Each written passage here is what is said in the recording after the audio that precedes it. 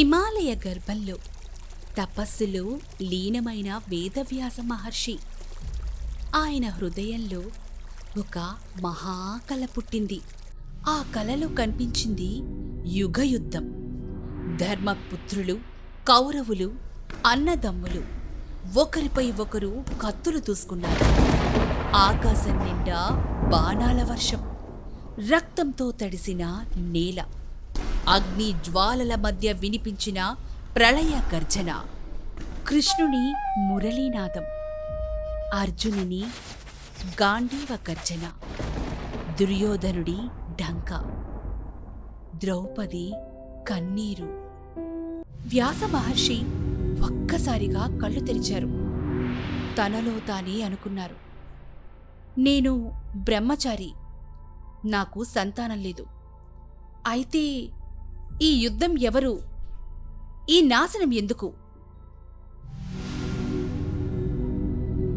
ఆ సమయాన ఆకాశం నుంచి విరాజిల్లుతూ ప్రత్యక్షమయ్యాడు బ్రహ్మదేవుడు. తేజోమయమైన స్వరం వినిపించింది. వ్యాస మహర్షి, ఇది కాలమహిమ. నీ సంతానం కురువంశం యుద్ధంలో ఢీకొంటారు. ఆ ఘట్టాన్ని నువ్వే రచించాలి. వ్యాస మహర్షి వేదనతో పలికారు, ఇంత విస్తారమైన మహాగాథ నేను ఒక్కడిని ఎలా రాయగలను దేవా? అప్పుడే ప్రత్యక్షమయ్యాడు వినాయకుడు.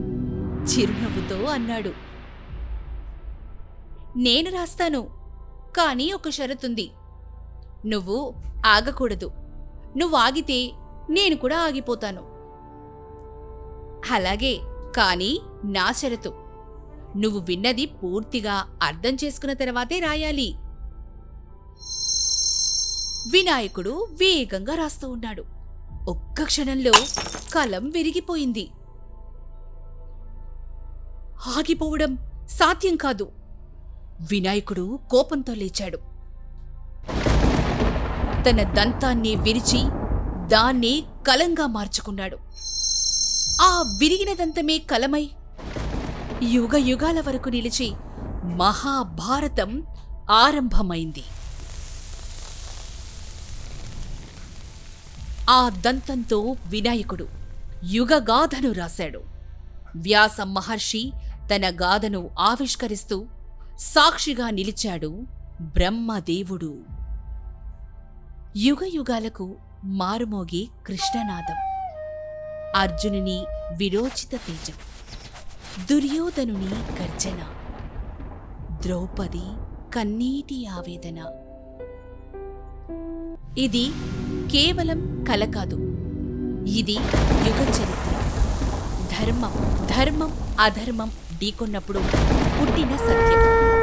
ఇది మహాభారతం.